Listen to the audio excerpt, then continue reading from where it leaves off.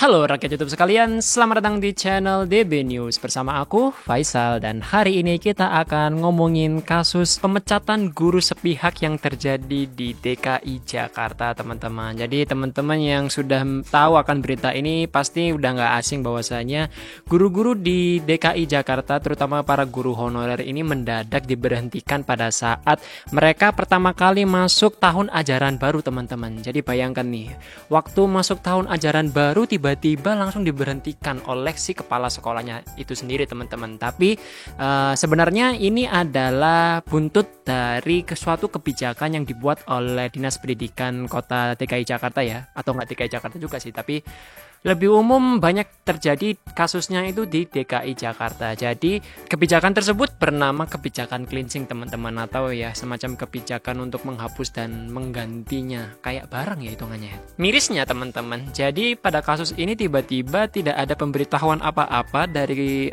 Dinas Kependidikan sebelumnya. Tiba-tiba para guru ini langsung menerima pesan, semacam pesan kaleng ya, bukan pesan yang sangat resmi gitu, tapi melalui pesan WhatsApp tiba-tiba diberhentikan langsung gitu loh. Jadi sangat-sangat sangat-sangat kasihan lah bagi para guru-guru ini ya kan. Udah mah guru di Indonesia ini profesi yang dianggap sebelah mata, habis itu banyak problematikanya, teman-teman. Jadi sungguh sangat disayangkan.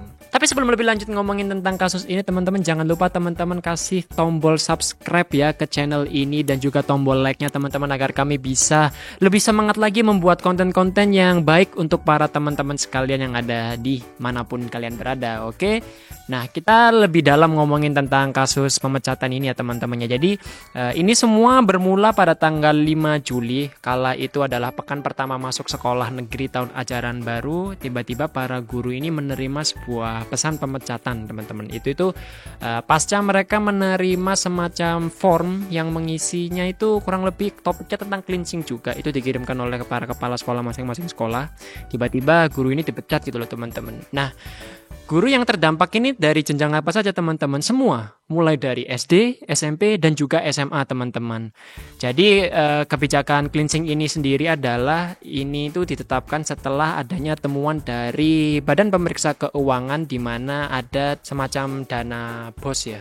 Jadi setelah dilakukan temuan oleh BPK, teman-teman, diketahui bahwasanya dana BOS ini dipakai untuk menggaji para guru honorer, teman-teman. Tapi sebenarnya setelah saya baca-baca juga, sebenarnya dana BOS bisa sih digunakan untuk membayar guru honorer. Kalau nggak salah itu kurang dari 50% ya, atau maksimal adalah 50% dari dana BOS yang disalurkan itu maksimal bisa digunakan untuk guru honorer, teman-teman. Tapi temuan ini itu sebenarnya baru diungkap itu tahun 2023, teman-teman. Jadi selama tahun 2000 berapa ya? Kurang lebih tahun 2016-an lah. Kurang lebih selama tahun 2016 dan 2022 banyak para kepala sekolah di DKI Jakarta ini itu secara inisiatif ya, mungkin bisa bilangnya secara inisiatif itu merekrut para guru honorer ini, karena menurut sudut pandang dari kepala sekolah atau para tenaga kerja, ya ini guru, mereka berpendapat bahwasanya ada kekurangan tenaga kerja, teman-teman. Jadi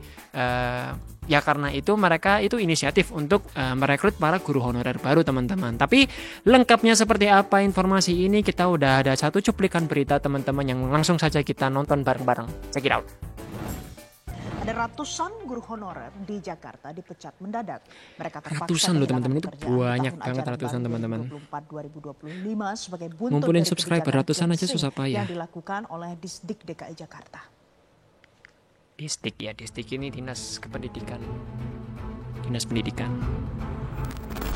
Imbas pemecatan sepihak secara serentak oleh Dinas Pendidikan Jakarta, ratusan guru honorer di Jakarta akan menempuh jalur hukum. Oke, jadi Kepala menempuh Bidang jalur Advokasi hukum ya para guru-guru ini ya. Pendidikan dan Guru, Iman Zanatul Hairi, mengatakan akan menggugat pertanggungjawaban pemerintah.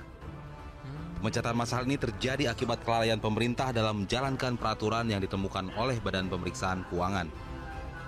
Ada faktor kelalaian dari pemerintah. Karena di tahun 2024 ini kita masih ada kekurangan sekitar 400.000 guru untuk seleksi P3K. Namun di kuota yang dikeluarkan daerah itu selalu setengahnya. Makanya ketika kami mengawal kaos guru honorer ini, kami melihat misalkan contoh di Jawa Barat, kebutuhan gurunya 11.000 lebih. Buset, Tetapi banyak kemudian banget. kuota P3K yang dibuka hanya 1.529, 10%-nya saja. Iya. Nah, kira-kira Itu ya kekurangan 11.000, guru yang tapi tadinya cuma diisi bisa guru 15.000. honorer, ketika guru honorer itu diusir, lalu siapa yang mengisi kelas? Anggota Komisi E DPRD DKI Jakarta Abdul Aziz menyayangkan pemecatan tersebut. Pihaknya akan memanggil Dinas Pendidikan DKI untuk Ini menjelaskan tanggapannya latar DPR ya, belakang dari salah satu pemecatan anggota massal. DPR nih. Kok Distrik sudah action Abdul gitu ya, Aziz. sebelum berdiskusi atau Iya, rapat dipikir-pikir kok ya, kenapa atau langsung minta pendapat dari DPRD DKI Jakarta. dilakukan Dan gitu rencana pemecatannya, kami, teman-teman? Kami akan memanggil Wah, kacau. nanti, kami sudah jadwalkan hari Selasa Hari Selasa besok minggu untuk depan ya berarti ya. rapat dengan pendapat dengan Dinas Pendidikan DKI Jakarta. Distrik Jakarta setidaknya sudah melakukan pemecatan pada ratusan guru honorer yang ada di Jakarta pasca temuan BPK yang menjelaskan adanya ketidaksesuaian antara peta kebutuhan honorer dengan Permendikbud serta ketentuan sebagai penerima honor. Pelaksana tugas Kepala Dinas Pendidikan Jakarta Budi Awaludin mengaku perekrutan guru honorer yang dilakukan kepala sekolah tidak berkoordinasi dengan Dinas Pendidikan. Oh, misinformasi berarti gitu ya. Sebenarnya dari temannya. 2022 udah ke stop ya, dan Oke, 2022 ini sudah kita pendapatnya ingatkan, sudah dari tidak lagi jangan melakukan Dinas itu, namun Pendidikan terus Jakarta. ternyata tanpa sepengetahuan kita, para guru yang melihat kebutuhannya dan melakukan penambahan. Kok bisa tanpa sepengetahuan ya? Guru tanpa pengetahuan kita dan jalur yang sudah ada di Pemprov DKI Jakarta. Langkah Dinas Pendidikan Kok DKI tidak Jakarta berkoordinasi ini dengan baik memicu sebetulnya? perdebatan. Ada yang mendukung langkah ini sebagai peningkatan kualitas pendidikan, namun ada juga yang menyoroti dampak sosial dari pemecatan ratusan guru honorer. Kasian banget nih Tim Liputan guru-gurunya Metro nih. TV. Oke teman-teman, itu tadi adalah video tentang kasus pemecatan guru honorer yang mayoritas dialami oleh para guru di DKI Jakarta teman-teman. Tapi setelah saya cari tahu juga ternyata kasus ini gak hanya cuma terjadi di Jakarta teman-teman. Terjadi beberapa di daerah lain di Indonesia. Tapi mayoritas yang terkena dampaknya ini adalah guru-guru di DKI Jakarta ya. Bahkan sampai ratusan loh teman-teman. Tapi kalau yang saya cari tahu juga katanya ini menurut sampling BPK ya teman-teman ya. Ini menurut kata BPK-nya sendiri ini kurang lebih udah ada 400 guru yang menempuh jalur guru honorer secara tidak sesuai dengan ketentuan teman-teman. Jadi total itu ada 400 tapi yang baru melapor ke LBH adanya totalnya 107 teman-teman. Jadi sangat-sangat disayangkan, jumlahnya terlalu banyak loh ini. Dan jumlah guru yang dikurangi ini katanya tadi disebutkan bahwasanya adanya tidak adanya jalur yang legal. Kalau dari kata Dinas Kependidikan ya teman-teman ya, katanya ini para guru-guru honorer ini tidak menempuh jalur yang sebenarnya. Mereka ini menempuh jalurnya ini berdasarkan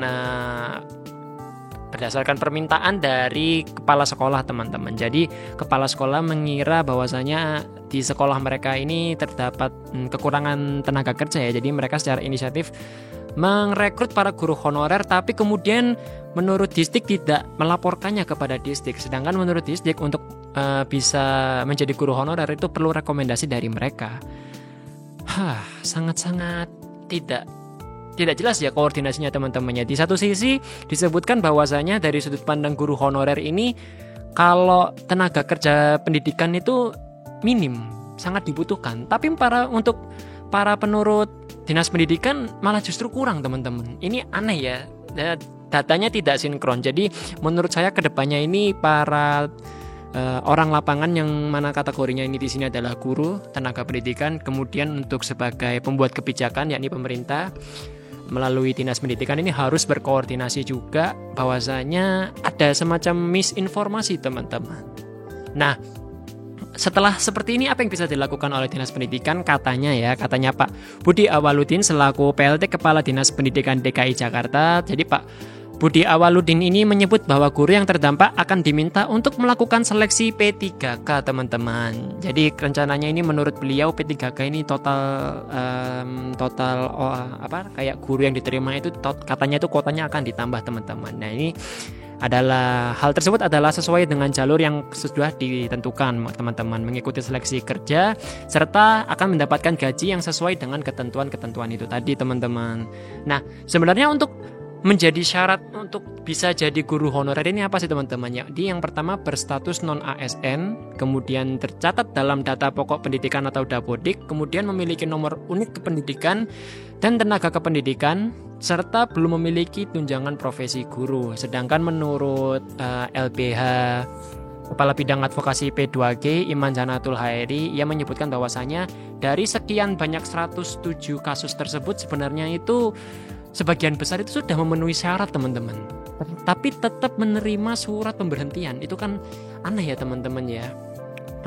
Teman-teman bisa ngasih spekulasi, teman-teman bisa ngasih saran ke teman-teman sekalian bahwasanya apa sih yang bisa dilakukan oleh pemerintah untuk menangani kasus ini, tapi gimana ya kalau dari sudut pandang secara sosial dipecat secara mendadak kan juga bukan hal yang baik ya teman-teman ya. Apakah tidak diberitahukan dulu teman-teman bahwasanya akan ada kebijakan cleansing ini? Apakah ya benar sih kalau menurut kata Pak Budi Awaludin itu ia menyebutkan bahwasanya kasus pemecatan ini adalah tanggung jawab antara si pemberi pekerjaan di mana ini adalah kepala sekolah dengan guru honorer tersebut. Tapi kan bukan serta-merta dinas pendidikan bisa menyerahkan semuanya ke kepala sekolah ya teman-teman ya. Tapi kan kebijakannya kan datangnya dari mereka gitu loh. Jadi sangat disayangkan bahwasanya para guru-guru yang sudah mengabdi lama ya kan, sudah memberikan ilmunya kepada masyarakat, benar-benar secara mulia memberikan waktu dan tenaga dan ilmu mereka kepada masyarakat, tapi